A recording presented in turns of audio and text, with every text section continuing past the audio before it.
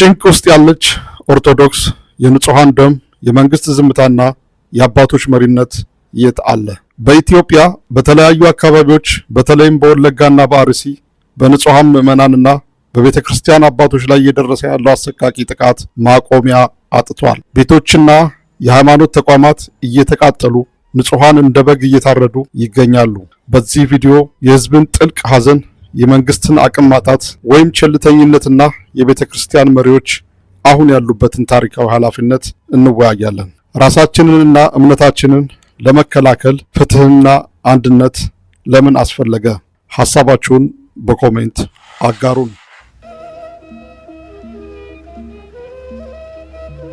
ሰላም ለእናንተ ይሁን የተከበራችሁ የቻናላችን ተከታታዮች። ዛሬ ወደ እናንተ የመጣሁት በደስታ ወይም በተለመደ ወሬ እንቶ ፈንቶ አይደለም። ዛሬ የምንነጋገረው ልብ ስለሚሰብረው በየቀኑ በኢትዮጵያ ምድር ላይ ስለሚፈሰው የንጹሃን ደም ነው።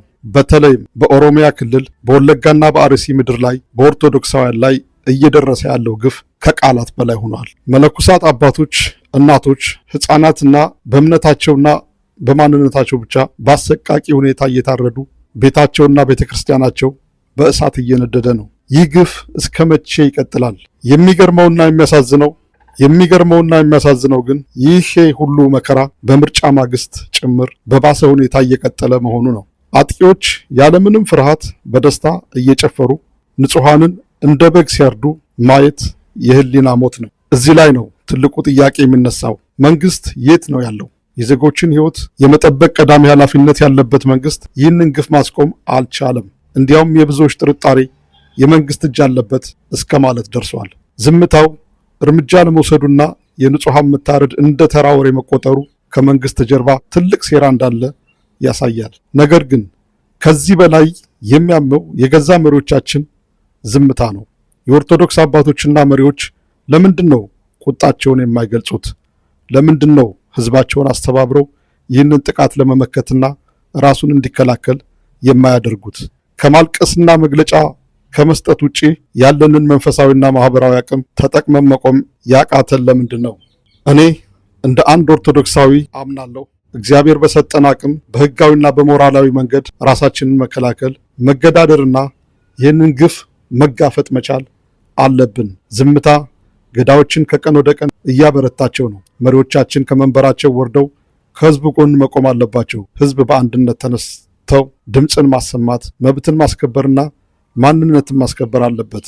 መታረድና ማልቀስ ብቻ የእኛ ዕጣ ፈንታ ሆኖ ሊቀጥል አይገባም። አዎ እስከ መቼ ኦርቶዶክሳውያን እስከ መቼ? 5-6 ዓመት በዚህ መልኩ ቀጠለ። በዛው አካባቢ በወለጋ አርሲ፣ ወለጋ አርሲ። አረ ጎበዝ፣ እንዴት ነው መንግስት? ምንድን ነው? ከመንግስት ጋር ነው ያላችሁት አባቶቻችን። ትናንትና ከመንግስት ጋር ጸሎት ስታደርጉ ነበር። ዛሬ በምርጫ ማግስት እንደዚህ አይነት ዘግናኝ ድርጊት ተፈጸመ። ይህን ማስቆም የማይችል መንግስት በምርጫ ማግስት የምንቀጥለው አሁንም እንደዚህ ነው። ይቺ ቤተክርስቲያን አቅም አላት፣ መሪ ብቻ ነው ያጣችው። እየሞትን እንበዛለን ነው ሰባኪዎቻችን። እንዲህ አይነት መመጻደቅ ቢቀር ይሻላል። እግዚአብሔር በሰጠን እግርና እጅ ተጠቅመን ጥላቶቻችንን መመከት ያስፈልጋል። ካልሆነ አይቆሙም። በጣም አስቸጋሪ ሁኔታ ላይ ያለ ነው። ያዞንባ ማልቀስ ይብቃ፣ ራስ ወዳድነት ይብቃ። ስሜት ይኑረን፣ የሚያቃጥል ስሜት ይኑረን። በወገኖቻችን መገፋት፣ መገደል ያውም በእምነታቸው ተለይተው በሚደርስባቸው በዚህ አይነት አሰቃቂ እንዲህ አይነት ነገር በጆሮአችን ሰምተን ለምንድን ነው ምንም እንዳልተፈጠረ ዝም የምንለው? ለምንድን ነው ወጥተን በአደባባይ አቤት የማንለው? መንግስት የምንለው ነገር ትናንትና ጸሎት አድርጉልኝ ያላችሁ ያስተባበራችሁ ምረጡኝ ያለው መንግስት ዛሬ እንደዚህ አይነት ነገር ሲፈጸም ማስቆም ካልቻለ ምንድን ነው ከኛ የሚጠበቀው? እንደው ዝም? በጣም ያሳዝናል። እና እስኪ በዚህ ጉዳይ እናንተስ ምን ታስባላችሁ? የቤተ ክርስቲያን አባቶችና መሪዎች አሁን ባለው ሁኔታ ምን ማድረግ አለባቸው? የንጹሃን ደም ለማስቆም የኛ ኃላፊነት ምንድን ነው? ሐሳባችሁን ከታች በኮሜንት መስጫ ላይ አስፍሩልኝ። ቪዲዮውን ላይክ እና ሼር በማድረግ ድምፅ ለሌላቸው ንጹሃን ድምፅ እንሁን። ሰላምና ፍትህ ለሀገራችን ይሁን። አመሰግናለሁ።